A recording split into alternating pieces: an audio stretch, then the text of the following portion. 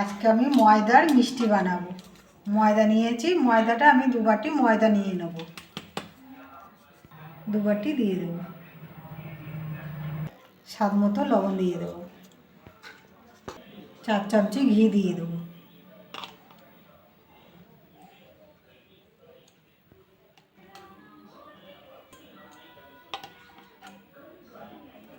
দিয়ে ভালো করে মেখে নেব। এটা ভালো করে মেশাই নিয়েছি, এরকম ডেলা হয়ে গেছে, ভাঙলে গুঁড়ো হয়ে যাবে, মানে এটা পারফেক্ট হয়ে গেছে। আমি এবার জল দিয়ে মেখে নেব।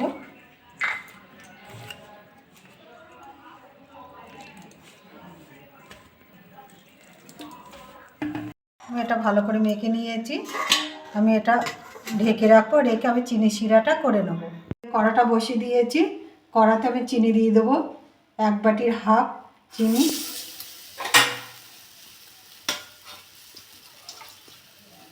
জল দিয়ে দেবো। 4টে এলাচ ফাটিয়ে নিয়েছি, দিয়ে দেবো, করে নেবো। চিনির শিরাটা আমার হয়ে গেছে, আমি একটু লেবু রস দিয়ে দেবো, তাহলে আর জমে যাবে না। এটা আমি ঢেলে নেবো। একটা বাটি নিয়েছি, বাটির মধ্যে আমি ময়দা দিয়ে দেবো। চামচে ময়দা দিলাম।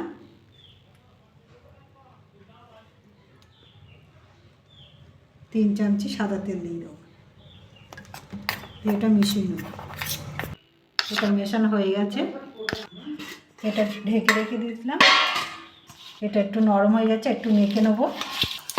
এটা ভালো করে মেখে নিয়েছি, আমি এবার লেচি কেটে নেব। এরকম করে সবগুলো কেটে নেব। সব লেচিগুলো কেটে নিয়েছি।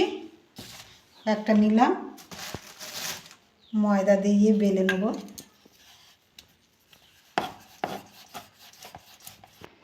এটা আমি বেলে নিয়েছি, আমি এবার এটা কেটে নেব।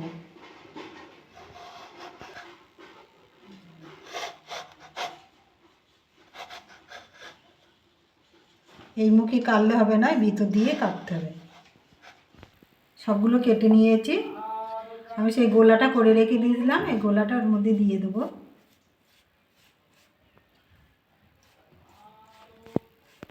এটা ভালো করে মেখে দিয়েছি। এবার আস্তে আস্তে এরকম করে নেব।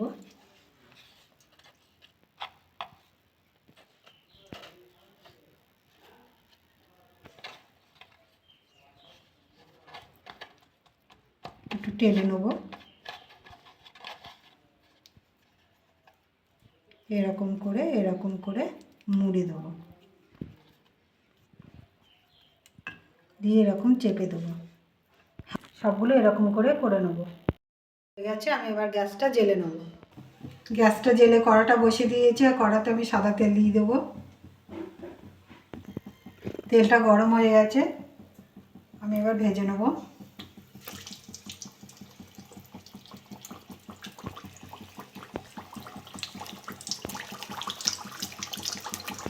এক সাইডে ভাজা হয়ে গেছে, আমি এবার উল্টে দেবো।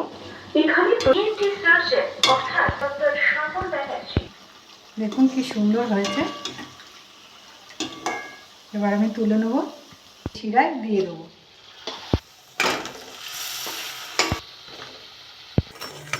এরকম করে চিনি রসে ভিজবো। হয়ে গেছে, আমি এবার তুলে নেব। সবগুলো তুলে নিয়েছি, বাকিগুলো আমি একইভাবে ভেজে নেব।